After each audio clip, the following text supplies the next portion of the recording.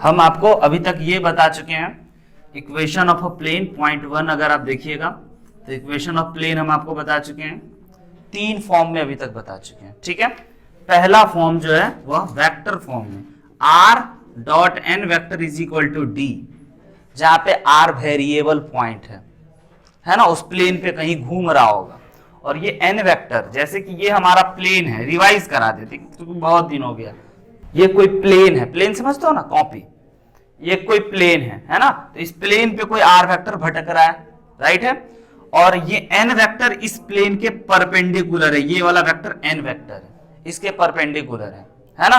तो जब हम लोग इस वेरिएबल वाले पॉइंट को और n कैप का डॉट प्रोडक्ट करेंगे तो वह हम लोगों का a डॉट n होगा, याद है, a डॉट n होगा, जहां पे a पासिंग पॉइंट था, और ये a डॉट n दो वेक्टर का डॉट प्रोडक्ट एक कांस्टेंट था, तो इसीलिए इस कांस्टेंट को हमने d नाम दिया था। ठीक है, ये बता चुके हैं। दूसरी बात हम आपको बता चुके हैं कि इसी वेक्टर को कन्वर्ट किए थे कार्टेशियन में, है ना, कार्टेशियन में कन्वर्ट किए थे और बोले थे कि भैया जब आपका r वेक्टर ना अपने असली रूप में होगा, असली अवतार में होगा, है ना, तो वह कैसा दिखेगा, एक्स आई कैप प्लस वाई जे प्लस जेड के, इस प्रकार से, और नॉर्मल वेक्टर कुछ आपको देगा, like a i cap b j cap c k cap, मान लेते हैं बुक में कुछ और देगा, है ना, तो ये हमारा हो गया a i cap plus b j cap plus c k cap, और इधर जो होगा हम लोगों का वह एक कांस्टेंट d मान लेते हैं कि मल्टीप्लाई करने पे d आ रहा है, और डॉट प्रोडक्ट में इसको इससे मल्टीप्लाई किए थे तो आया था अपने पास ax plus by plus cz is equal to d, है ना, इसको हम लोग बोले थे equation of a plane in Cartesian form. दो चीज पढ़े थे, राइट। अच्छा, एक और बताए थे कि अगर कभी भाई मेरे r dot n vector is equal to a constant d दिया हुआ है ना, और इसमें आप नॉर्मल वेक्टर के मैग्नीट्यूड से डिवाइड लगा देते हो, है ना, बोथ साइड, ये सब किए थे, इसीलिए आज फिर एक बार करके दिखा रहे हैं। अगर आप नॉर्मल वेक्टर के मैग्नीट्यूड से डिवाइड लगा देते हो तो ये वाला जो चीज है ना, ये बन जाएगा n कैप, ठीक है, और n कैप ये बन जाएगा, और ये चीज बराबर हो जाएगा किसी कांस्टेंट a के, तो ये जो फॉर्म आएगा ये equation of plane in normal form, जहां पे ये a याद है सक्षम, इस a को क्या बोले थे, डिस्टेंस फ्रॉम ओरिजिन, बिल्कुल सही बात, बहुत बढ़िया बात। अगर आपको ये बात याद है तो गजब की बात हम मेरे दिमाग में आया, है ना, टकला वाले दिमाग में भी बात सब आता है ना, तो ऐसा चिंता मत करना कि नहीं सर टकला हो गया तो बात नहीं आएगा दिमाग में। तो एक शानदार बात याद आ रहा है हमको कि आप क्या बता सकते हैं कि 2x plus 3y plus 4z equal to 0 plane की खासियत, ये एक प्लेन है, इसमें d नहीं है, ध्यान से देखिए, कांस्टेंट 4 प्लस 5 मतलब प्लस कोई कांस्टेंट नहीं किए, है ना, यह एक प्लेन का इक्वेशन है। इस प्लेन की इक्वेशन की खासियत बता सकते हो?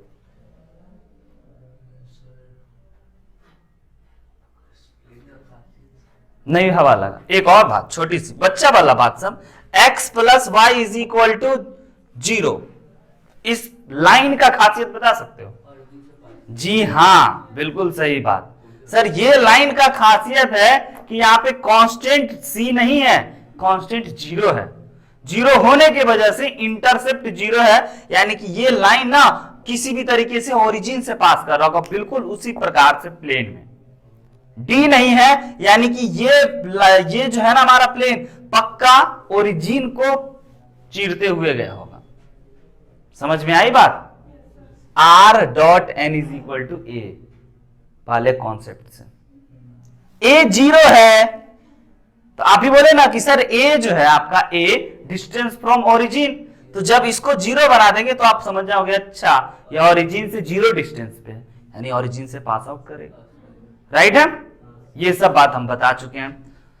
अच्छा, और कुछ तो नहीं बताए थे? नहीं। अब लिखिए कुछ इंपॉर्टेंट बात, है ना, छोटे छोटे मगर मोटी बातें जिसको कहते हैं हम लोग, आइए उसको आप लिख लीजिए ध्यान से, है ना। आपको दिखना चाहिए सम इंपॉर्टेंट पॉइंट, टाइटल लिखिएगा some important point, important points.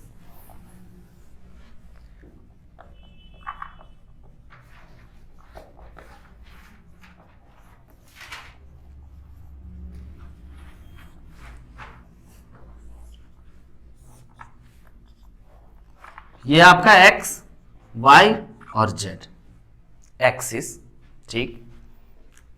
अब आपको पता है कि अगर हम इसको ढक लेंगे, केवल इसको दिखाएंगे, तो इसको आप क्या कहोगे? Y z plane.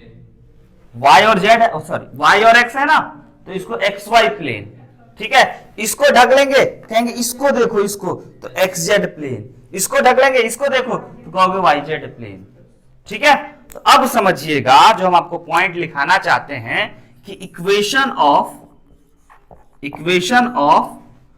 X y plane, बता सकते हैं क्या होगा? एक्स वाई प्लेन का इक्वेशन बता सकते हैं क्या?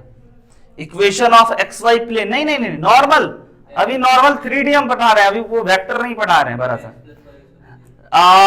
एक्स वाई प्लेन ये है, यहां पे जेड इक्वल टू 0 होगा, है ना। तो equation of x y plane यानी कि z equal to 0 sir, simple. Z होगा ही नहीं, तो इसका मतलब जेड इक्वल टू 0 होगा, और z equal to 0 equation of plane है। ये बात सोचिए, बहुत बड़ी बात नहीं थी।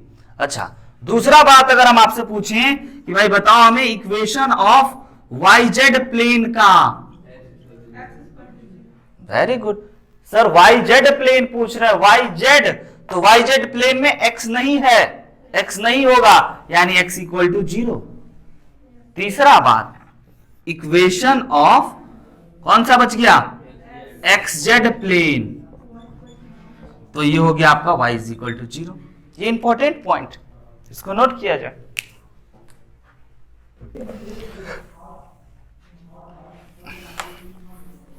ये भी बात अभी जो हम आपको बता रहे थे, है ना, वो भी लिख लेना भाई।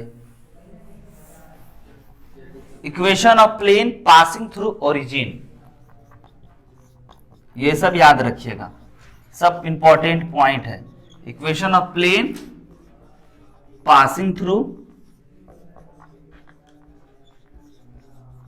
ओरिजिन, लिख लीजिएगा। क्या होगा? ax plus B Y plus C z equal to 0। ये इक्वेशन ओरिजिन से पास आउट करेगा, ठीक है। अगला, अब इंपॉर्टेंट, अब सब खाली हम लोग इक्वेशन ऑफ प्लेन, हम आपको बोले थे ना कि लाइन का नहीं तो 7 फॉर्म जाने थे, वैसे ही प्लेन का अभी तक आप 4 जान चुके होंगे, 4 तरीका से। ये याद रखना, equation of plane passing through origin, ये क्यों हुआ, कैसे हुआ, इस पर चर्चा करें। आपको समझ में आ रहा है ना कि नॉर्मल वेक्टर जो कांस्टेंट देता था वह 0 है, इसीलिए ओरिजिन से इसके बीच का डिस्टेंस 0 है। ये हो गया equation of plane passing through origin in Cartesian form. Vector form फिर क्या होगा सर? वेक्टर फॉर्म होगा r dot n cap equal to 0, origin से 0 डिस्टेंस है ना। इसको आप लिख लेना, दिस इज कार्टेशियन फॉर्म। आप लिखोगे कि आपको बार बार पता होगा कि जब एक्स वाई जेड आएगा कार्टेशियन फॉर्म होगा, और जब वेक्टर आएगा, है ना, r vector, a vector, n cap, कुछ भी, तो वो आपका वेक्टर फॉर्म का इक्वेशन होगा। हर चीज का ये 2-2 फॉर्म होगा, आपको पता होना चाहिए हर इक्वेशन का। अगला टाइटल लिखिएगा, equation of plane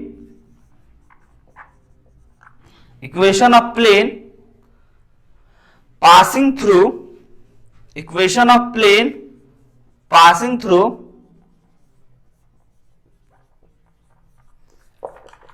A point. A point नहीं लिखिएगा, ए पॉइंट की जगह पे x1, y1 और z1 कोई प्लेन है, ठीक है भाई, कोई प्लेन है, जो प्लेन एक पर्टिकुलर पॉइंट, है ना, एक खास पॉइंट से पास आउट कर रहा है, तो उस प्लेन का इक्वेशन क्या होगा, ठीक है। आइए, सबका प्रूफ टाइप समझना है, ठीक है, सबको समझना है, रटने से भी काम नहीं चलेगा, याद कितना रखोगे, है ना। तो equation of plane passing through x Y z, x1, y1, z1 से एक प्लेन पास कर रहा है, राइट है। अभी तक हम आप क्या जान रहे हैं? Equation of plane ax plus by plus cz plus d equal to 0, ये एक इक्वेशन है नॉर्मल सा प्लेन का। अब ये प्लेन का इक्वेशन तो हम लिख दिए। अब ये प्लेन इस पॉइंट से पास आउट कर रहा है, मतलब गुजर रहा है। तो समझिएगा, जब ये प्लेन इस पॉइंट से गुजरेगा, है ना, तो ये पॉइंट इस प्लेन को सेटिस्फाई करेगा। मतलब इसमें डालेंगे तो इसको ओके कहेगा ना कि हाँ भाई ठीक है, तो डाल देते हैं। तो a x1 हो गया प्लस b y1 हो गया प्लस c z1 हो गया प्लस d इक्वल टू 0 हो गया। ये बात समझ रहे हैं? अब दोनों इक्वेशन को हम लोग कंबाइंड कर देते हैं घटा करके। ठीक है, घटा करके अगर करेंगे तो a common x minus x1 plus b common y minus y1 plus c common z minus z1 और d से d कैंसिल। तो ये हो गया आपका equation of plane passing through x1 y1 z1। कहोगे ओके सर, यानी कि अब हमको कभी जीवन में देगा इक्वेशन ऑफ प्लेन निकालने के लिए, ठीक है, तो पासिंग पॉइंट देगा। तो फिर हम लोग ये ए बी सी कैसे निकालेंगे? समझ रहे हैं ना? x1 y1 और z1 तो देगा, उसकी जगह पे डाल देंगे। लेकिन ये ए बी और सी कैसे निकालेंगे? तो ए बी सी क्या है? ए बी सी कॉन्स्टेंट है, ठीक है, बहुत अच्छा जवाब। और क्या है? नॉर्मल वेक्टर, है ना, normal vector a i cap b j cap c k cap वाला है। तो उससे भी रिलेटेड कुछ चीज देगा, तभी तो हम लोग ए बी सी को भी निकाल करके डालेंगे और तब जाकर के हम लोग ए बी सी की जगह भर देंगे। मतलब कि सिंपल बात समझिए ना, हम आपको एक बात दे रहे हैं, देखिए छोटी सी बात समझिए। आपको हम जैसे ऐसे दे दिए भैया कि भाई equation of plane, find equation of plane passing through 1, 2, 3।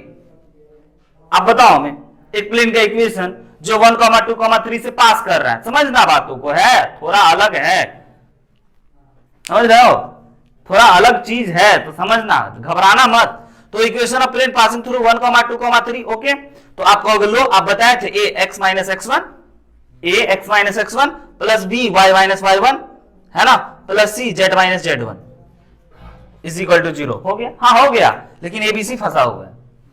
तो इतने बात पे इतना ही मिलेगा, और भी कुछ बात देगा जिससे कि आपको एबीसी भी सॉल्व होगा और एबीसी की जगह पे आप नंबर रखोगे, कुछ डालोगे, एबीसी से काम नहीं चलेगा। समझ रहे हैं? तो आ गया। हम बोले भैया equation of plane passing through origin बताओ, कोई और बताओ तो आप बोल देना 2x plus 3y plus 4z equal to 0। Equal to 0 बोलना जरूरी, कोई कांस्टेंट बोलना नहीं जरूरी है। कोई कांस्टेंट बोलोगे तो ओरिजिन से पास ही नहीं करेगा, है ना। तो ये बात लिख लीजिए यहां तक, फिर हम आपको इस पे क्वेश्चन कराते हैं, फिर पता चलेगा।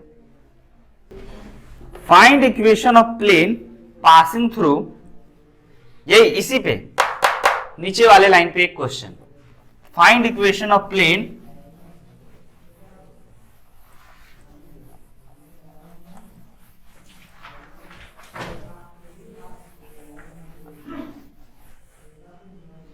लिखना भाई, फाइंड इक्वेशन ऑफ प्लेन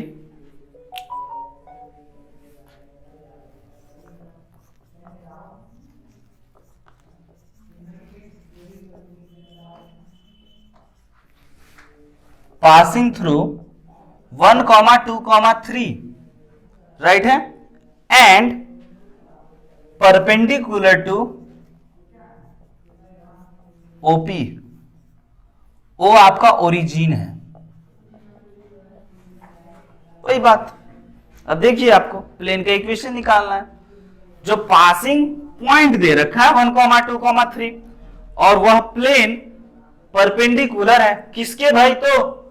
तो ओपी एक लाइन है उसके, जिसमें कि ओ आपका ओरिजिन है, ओके। और एबीसी क्या था? तो आप इसको देखते ही बोलोगे sir equation of plane passing through a point ना, तो अभी जो आप फॉर्मूला बताया a x minus x1 plus b y minus y1 plus c z minus z1 equal to 0, okay. लिख लेते हैं भाई equation of plane passing through 1, 2, 3 लिखेंगे x minus 1 plus b y minus 2 plus c z minus 3 equal to 0। हाँ या ना भाई? अब यह प्लेन है, यह प्लेन है हमारा, ठीक, यह प्लेन का इक्वेशन लिखा गया।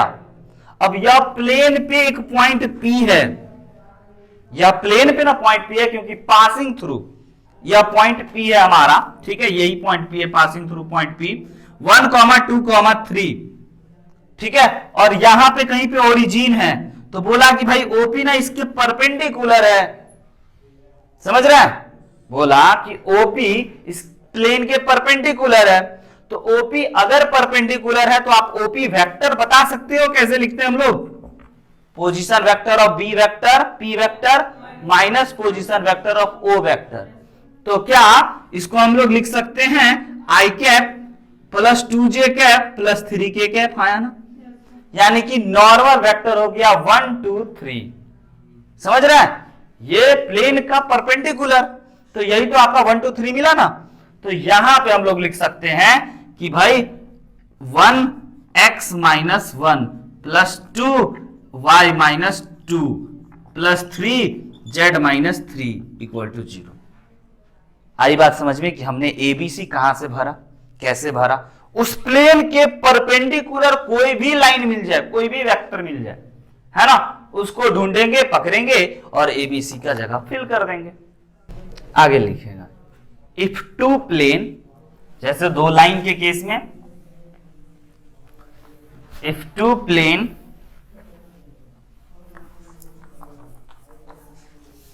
दो प्लेन का इक्वेशन भी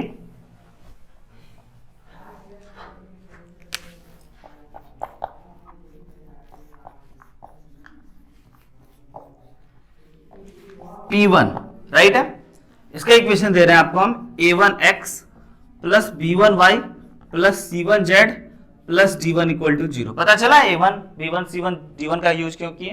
क्योंकि दो प्लेन लिखने वाले हैं। तो एक प्लेन का इक्वेशन ये है भाई, और दूसरा प्लेन P2 जिसका इक्वेशन हम मान के चल रहे हैं ये है। z का पेट थोड़ा सा चीर देते हैं, ठीक है? तो ये आपका दो प्लेन का इक्वेशन हो गया, प्लेन P1 प्लेन P2, है ना? तो जब भी दो प्लेन का इक्वेशन आपको दे, दो प्लेन, है ना, तो आपको ये चेक करना चाहिए कि a1 upon a2 is equal to b1 upon b2 is equal to c1 upon c2 is not equal to, अगर d1 अपॉन d2 है तो आप बोलोगे क्या चीज कि प्लेन, बोलो दिमाग लगाओ, प्लेन P1 एंड P2 बोलिए पैरेलल है। लाइन के केस में याद करो a1 upon a2 is equal to b1 upon b2 is not equal to c1 upon c2। दोनों लाइन को क्या बोलते थे आप? पैरेलल बोलते थे, है ना? और अगर इक्वल टू हो जाता था तो क्या बोलते थे? वो लाइन उसी पे है, वो लाइन उसी पे, कौन साइड नहीं बोलेंगे हम, वो लाइन उसी पे है ना? वो लाइन उसी पे, आप ऐसा बोलते थे। उसी प्रकार से प्लेन में अगर a1 upon a2 is equal to b1 upon b2 is equal to c1 upon c2 is not equal to constant वाला टर्म, तो plane P1 and P2 are parallel, right है? अब दूसरी बात समझिएगा कि अगर हम आपको बोल दें कि भाई a1 अपॉन a2 बराबर है b1 अपॉन b2 के, और ये भी बराबर है c1 अपॉन c2 के, और ये भी बराबर है d1 अपॉन d2 के, तो आपको ये बोलने में जरा भी दिक्कत होगा कि plane P1 and plane P2 वो प्लेन उसी पे है, उसको कॉन्साइड नहीं बोलेंगे, अभी ओवरलैप बोलेंगे। एक प्लेन था, ये प्लेन था, और ये ऐसा कंडीशन हो गया, बराबर हो गया, तो वो प्लेन उसी पे आ गया, है ना? तो P1 एंड P2 ओवरलैप्ड। समझ रहे हैं बात?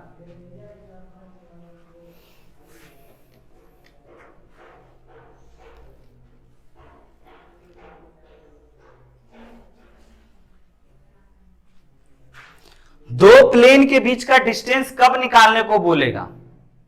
जब दो प्लेन पैरेलल होगा तभी ना। दो लाइन के बीच आपको डिस्टेंस निकालने के लिए बोला जाता था, कब? जब दो लाइन पैरेलल हो। देखो भाई समझो, दो लाइन पैरेलल होगा तभी ना डिस्टेंस निकालेंगे।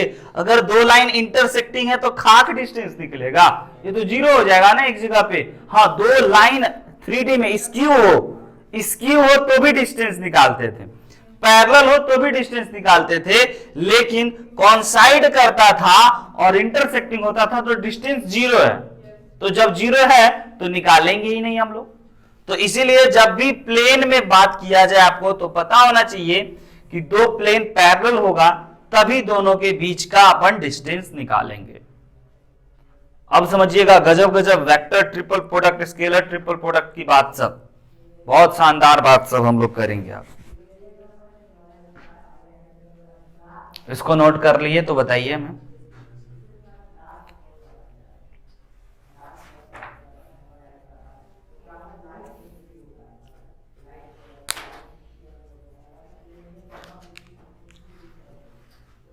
इक्वेशन ऑफ प्लेन, अगला टाइटल, खाली इक्वेशन ऑफ प्लेन ही चल रहा है। Equation of plane passing through 3 points.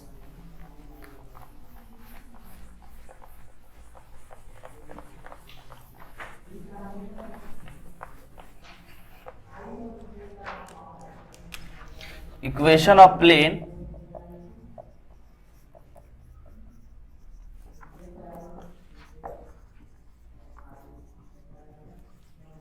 समझना भाई, एक प्लेन है जो 3 पॉइंट से पास करेगा, ठीक है, और वो तीनों पॉइंट बच्चों आपको देगा क्वेश्चन वाला, और कहेगा बताओ equation of plane.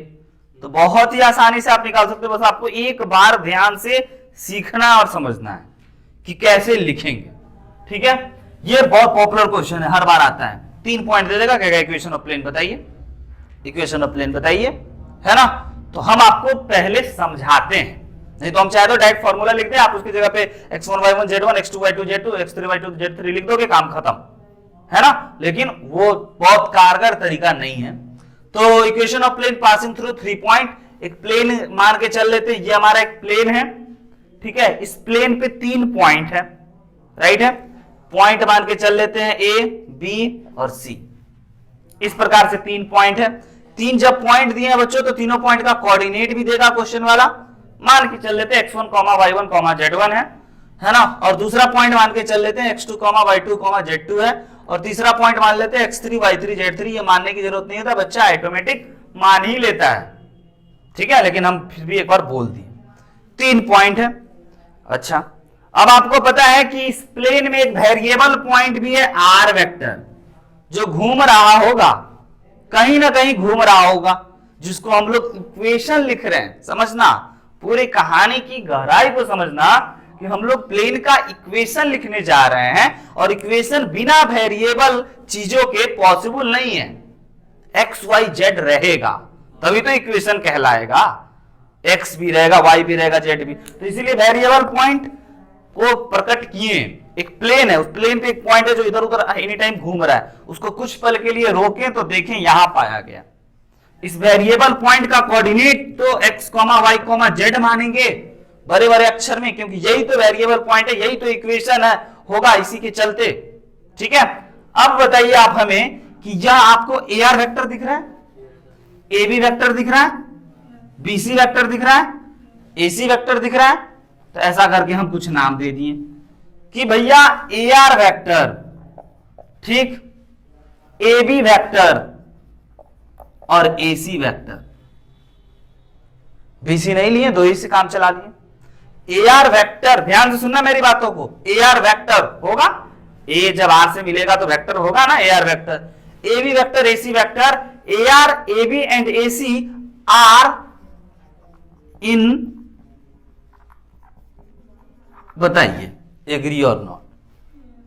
AR vector, AB vector, AC vector हम बोल रहे हैं सेम प्लेन में है। हाँ वही बात तो सर, आप उसी प्लेन में ABC पॉइंट है और R से मिला है तो RA RB इसी बोर्ड पे ही है ना। तो AR vector, AB vector, AC vector are in same plane.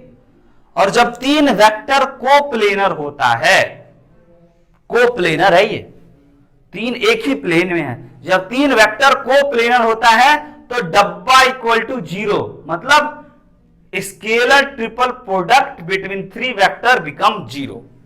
कैसे बताते हैं अगला। AR vector, AB vector, AC vector is equal to 0, यह हम पढ़ाए थे स्केलर ट्रिपल प्रोडक्ट में, है ना। स्केलर ट्रिपल प्रोडक्ट ज्योमेट्रिकली क्या दिखाता है, volume of parallel pipe, volume of parallel pipe थोड़ा सा किताब ऊपर उठा हुआ है, और जब वॉल्यूम 0 हो जाएगा तो सब नीचे थपक गया, नीचे गिर गया, नीचे गिर गया, है ना। और हम आपको यह भी बता चुके हैं कि भाई अगर डब्बा ABC दिया हुआ, इसका मतलब क्या, तो इसका मतलब A dot B cross C या A cross B dot C, या सर उसमें बताइए हमको कार्टेशियन में ABC 3 वेक्टर ना, तो भाई देखो अगर ये है तो A1 A2 A3 B1 B2 B3 C1 C2 C3, याद आया कि नहीं याद आया, है ना। ये ए वेक्टर देगा इस प्रकार से a1 i cap, a2 j cap, a3 k cap, वो a1 a2 a3 b1 b2 b3 c1 c2 c3 है। समझ रहे हैं बात। तो हम ये आपको कह रहे हैं कि डब्बा एबीसी आपको याद होना चाहिए।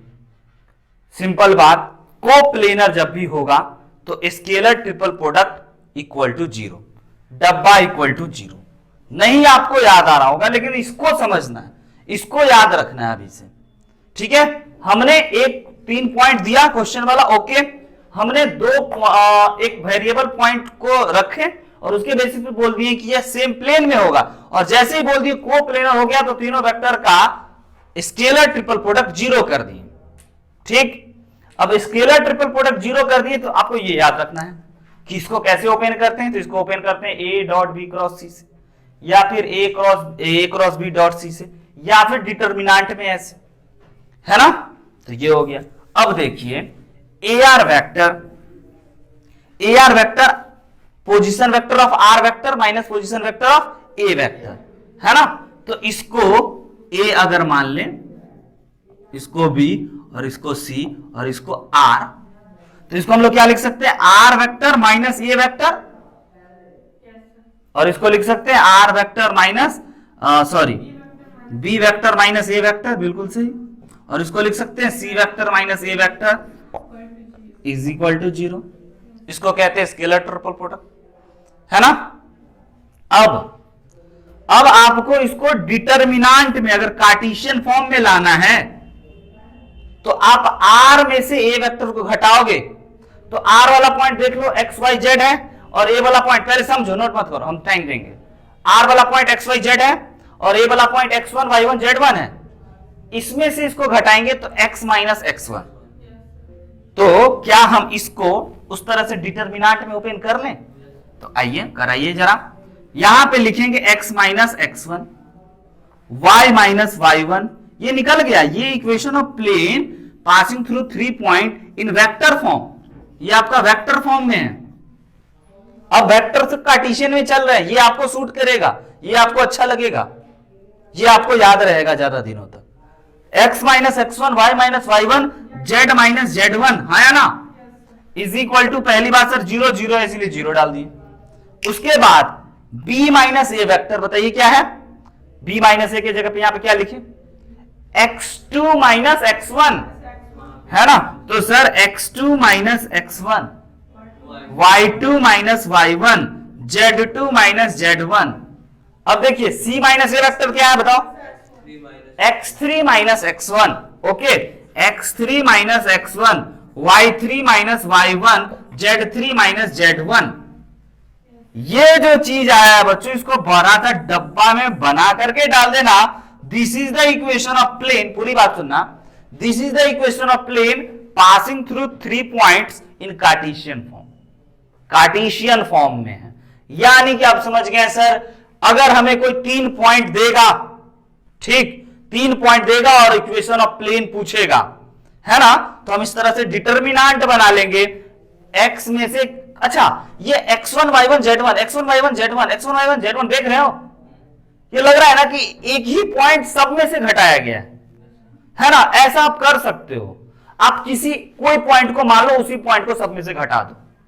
जरूरी नहीं है कि हमने a को ही घटाना है, x1 y1। यहां पे अगर मन करे आपको x2 y2 z2, x2 y2 z2, x2 y2 z2, लेकिन यहां पे x2 x2 x2 नहीं लिखाएगा, फिर वो बदल जाएगा। अगर इसी बातों को अगर हम बिना रोके चलें तो हम आपको मुद्दे की बात पे लाते हैं। आप मत भटकिए, अभी रुक जाइए, नोट भी मत करना, है ना। हम आपको सिंपल सी बात दे देते हैं, एक एग्जांपल अगर पूछ लें आपसे कि भैया हमें बताना है equation of plane passing through 1, 2, 3, 4, 5, 6, है ना, और 1, 4, 7, 6 एक प्लेन है। ये आपको प्लेन का इक्वेशन बताना है जो प्लेन इन तीनों पॉइंट से पास कर रहा है। बोले ओके सर, पता है हमें कैसे करना है। पहले तो एक डब्बा बनाना है, इक्वल टू 0 लिखना है, ऐसे डब्बा बनाना है बड़ा सा, इक्वल टू 0 लिख देना है।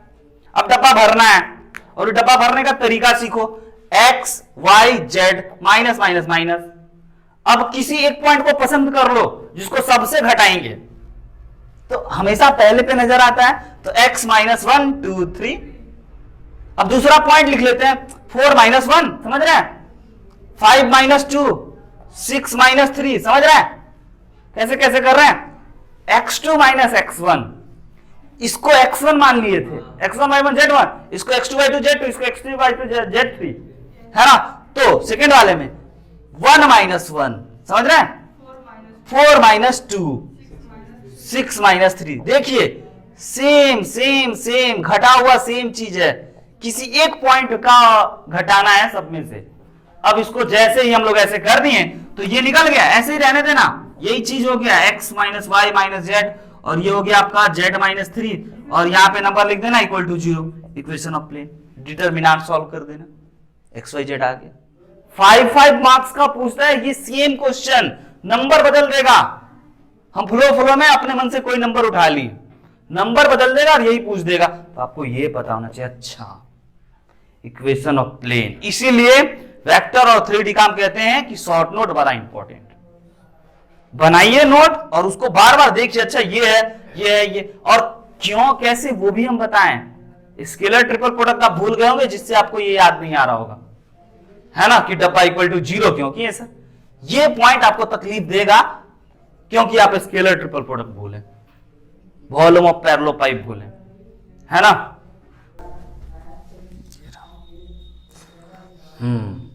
ये फॉर्मूला आपके जीवन में आया ना तो आपको एक और इंपॉर्टेंट क्वेश्चन बनाने का रास्ता दे दिया, एक और इंपॉर्टेंट। वह क्या इंपॉर्टेंट क्वेश्चन है समझिएगा।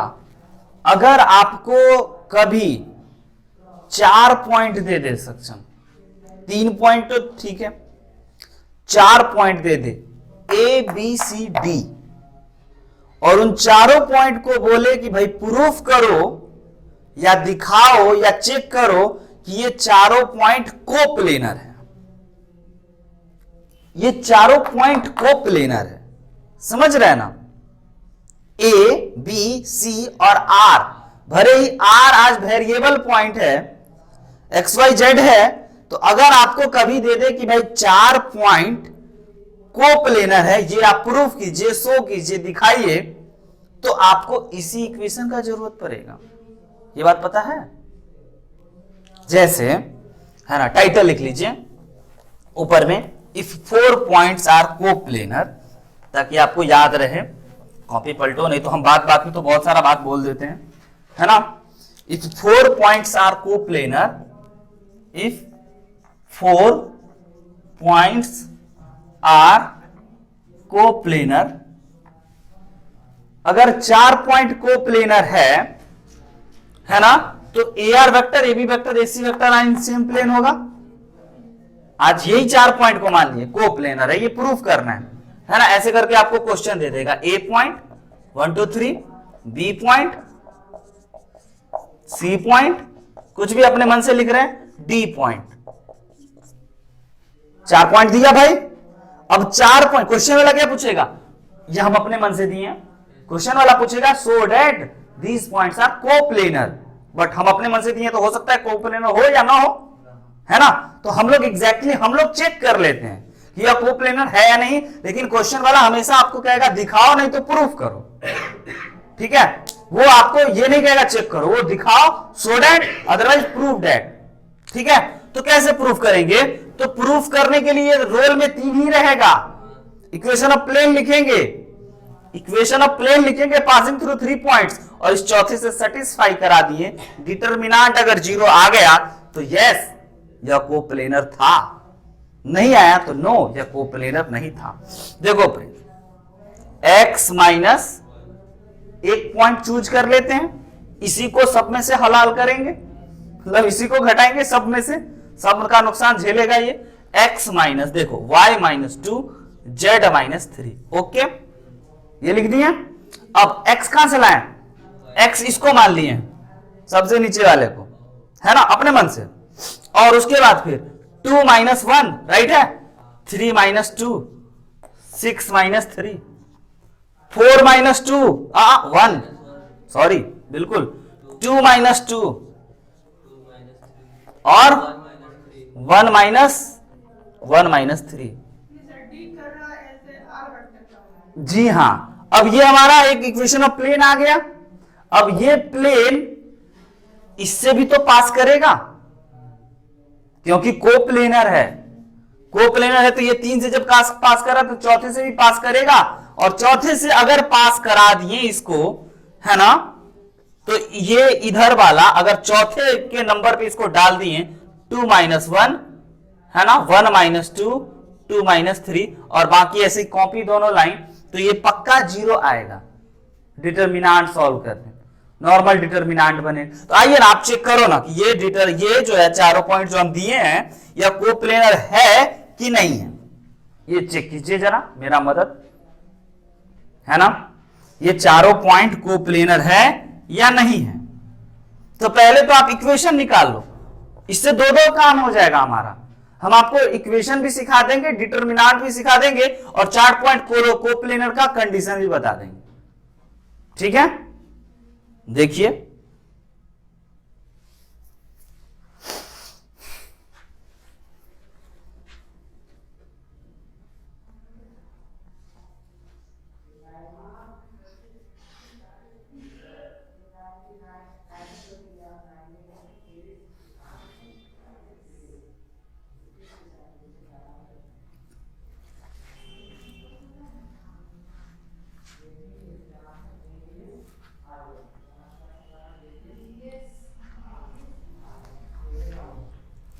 डिटरमिनेंट सॉल्व हो गया।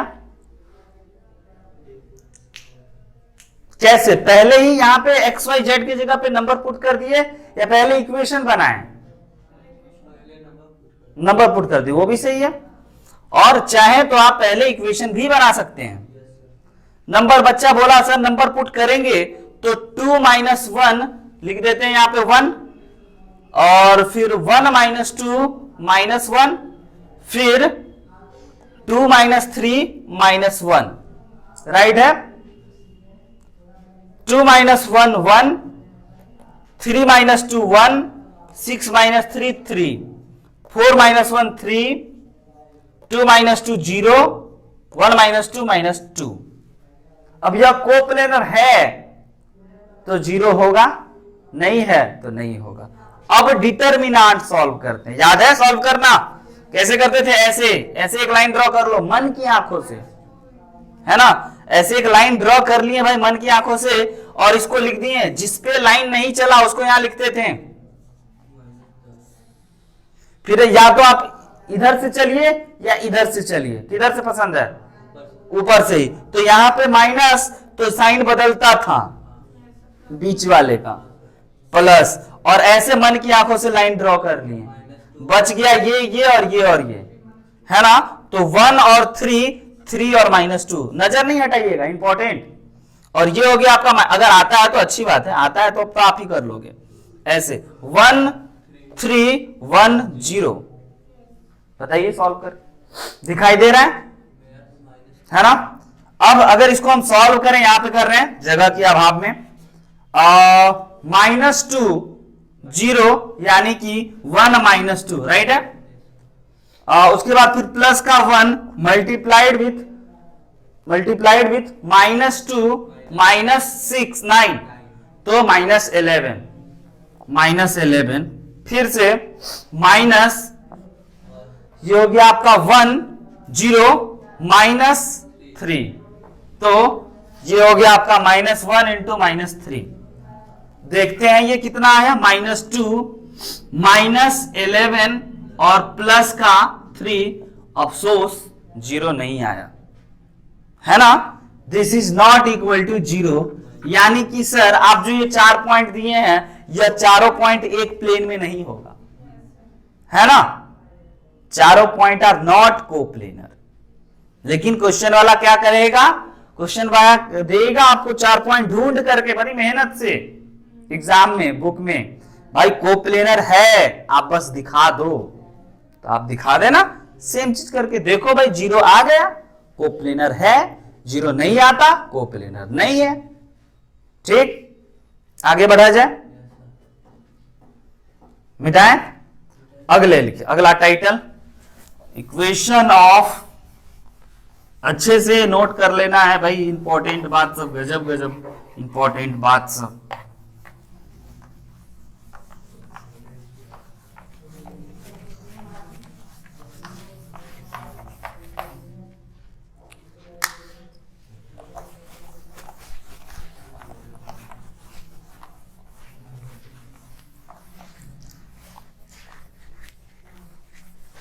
Equation of plane in intercept form.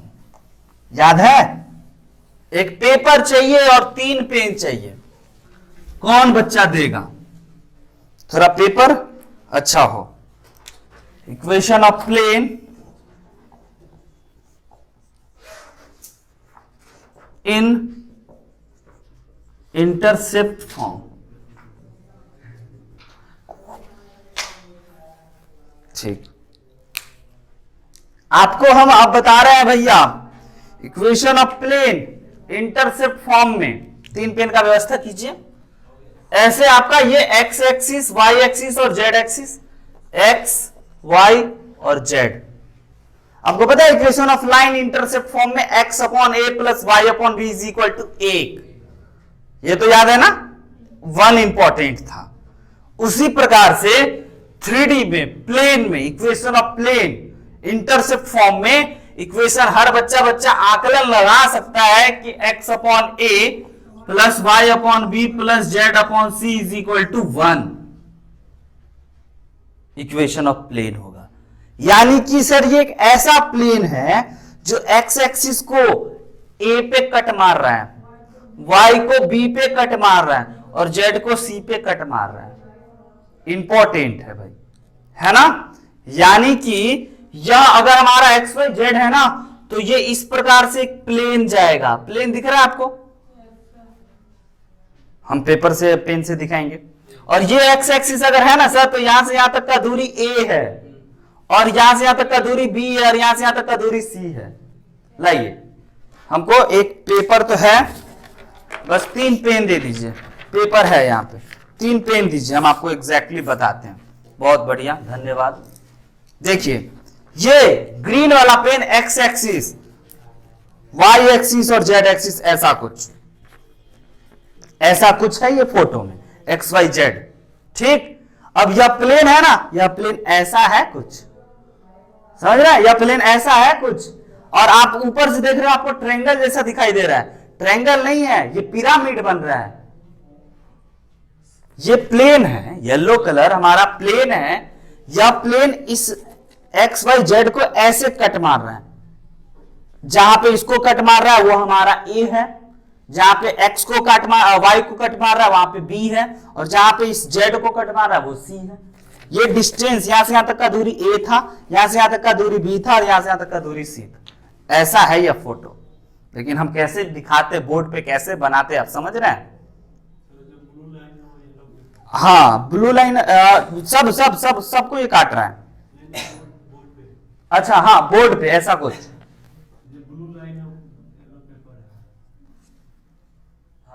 जी हाँ, यस, है ना। ये है हमारा प्लेन, ये हमारा एक्स वाई जेड एक्सिस, ऐसा, राइट है। Equation of plane intercept form, ये कैसे, ये प्लेन है, एक प्लेन था, उठाए हम और एक्स वाई जेड पे ऐसे लगा दिए, तो ये कहां पे कटा, ये समझ में आपको। ए क्या है, बी क्या है और सी क्या है। ये यहां से यहां तक का दूरी ए, जहां पे एक्स एक्सिस को ये प्लेन कटा होगा, यहां से यहां तक का बी, यहां से यहां तक का सी। अब जैसे देखिए, एक और मेरी बातों को समझिए, जब बात ही उठाए हैं, X axis Y axis Z axis फिर से बना देते हैं। अब ये प्लेन भैया है ना, ऐसे नहीं है, अब की बार ऐसे है।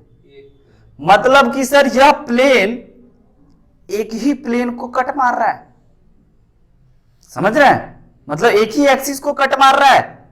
यानी कि पक्का ये वाला चीज और ये वाला चीज को कट नहीं मार रहा है, लेकिन हम कहेंगे ना मार रहा है, तो कहां, तो इनफाइनाइट पे। इसको ये दोनों कहां कटेगा, इनफाइनाइट पे। तो इसका मतलब आप समझ गए, ओके सर, यानी कि ये जीरो, सॉरी ये इनफाइनाइट और ये भी इनफाइनाइट, यानी ये जीरो और ये जीरो, यानी x upon a is equal to 4। x upon a is equal to 1, और a अगर पता है, a अगर 5 होगा तो x upon 5 is equal to 1। ऐसा हो जाए तो सर एक ही एक्सिस को मान के चल ले, ये अगर x है तो x ही y है, y एक्सिस है अगर ये वाला पेन, ठीक, तो सर ये y ही को सिर्फ कट मार रहा है, बाकी दोनों के पैरेलल है। हम कहेंगे नहीं मार रहा है दोनों को कट, कहां, इनफाइनाइट पे जा करके। तो जीरो ये इनफाइनाइट, ये भी इनफाइनाइट, y अपॉन कोई कांस्टेंट, और कोई कांस्टेंट क्या, जहां पे ये प्लेन टच कर रहा होगा ओरिजिन से यहां तक की दूरी, 5 तो 5, 6 तो 6, 7 तो 6, है ना। तीनों बात ऐसे घुमा घुमा के हम पेपर को बता देंगे। जरूरत है पेन का? अगला लिखिए। तो वही अभी जो हम आपको बात बताए, हम चाहते हैं कि आप उसको लिख लो आपकी कॉपी में, वो रहे, है ना, कि पहला बात इसका नामकरण कर दे बच्चों। इस पॉइंट का नाम ए, इस पॉइंट का नाम बी और इस पॉइंट का नाम सी। जहां जहां कट मारा था उस पेन को पेपर ने, है ना, और इसका नाम ओरिजिन। तो सबसे पहले बात हम आपको बताना चाहेंगे कि ओ A B C, O A B C दिखा, O A B C is a pyramid, right और रॉन्ग? जो शेप बना था अभी तीनों पेन से और उससे, वो एक पिरामिड है, सही बात? ओके, रिमार्क करके जो बात सब बोले।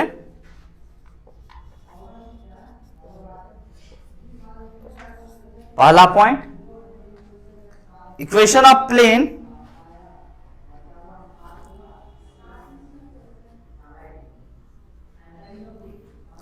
Parallel to X axis,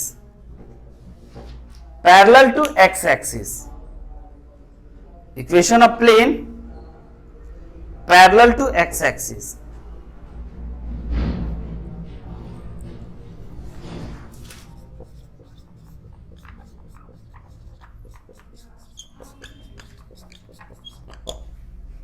parallel to, okay. अब एक ही बताएं, प्लेन ना एक्स एक्सिस के पैरेलल है, मतलब कि सर ए जो है ना एक्स अपॉन ए, ये वाला ए है, ये इनफाइनाइट होगा, क्योंकि इनफाइनाइट पे जब उसके पैरेलल है तो इनफाइनाइट पे इंटरसेक्ट करेगा ना। तो इसका मतलब a tends to infinite, equal to तो होता नहीं, आप जानते हो लिमिट के जानकार आदमी। ए टेंड्स टू इनफाइनाइट, यानी कि sir x upon A plus Y upon B plus Z upon C equal to 1 में ये वाला चीज इनफाइनाइट, तो ये वाला चीज गायब, जीरो। तो इक्वेशन बना, है ना, x गायब, y upon B plus Z upon C is equal to 1। कब? जब पैरेलल टू एक्स एक्सिस, तब पैरेलल टू वाई एक्सिस तो y वाला गायब कर दीजिए, पैरेलल टू जेड एक्सिस तो जेड वाला गायब कर दीजिए, रिपीट एंड चेंज, है ना। लिख लीजिए। अगला, बातों को बढ़ते चलें, पढ़ते चलें।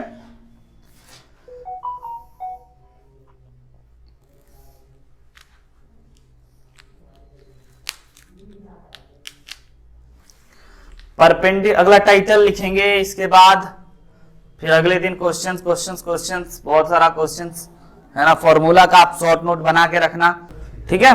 तो बस याद नहीं होगा, हमको पता है, याद मत करना, एक जगह इकट्ठे ढंग से लिख लेना, सोच लेना कि क्या देगा, कैसे निकालेंगे, क्या रहेगा, क्या निकालना है, ये सब सोच समझ लेना, अपना घर पे कुछ कुछ काम धाम कर लेना। इस अगला टाइटल है हमारा perpendicular distance.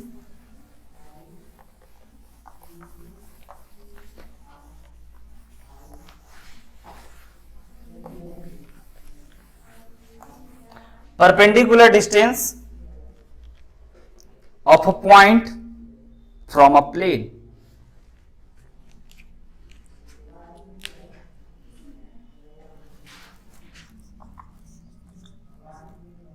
Perpendicular distance of a point from a plane.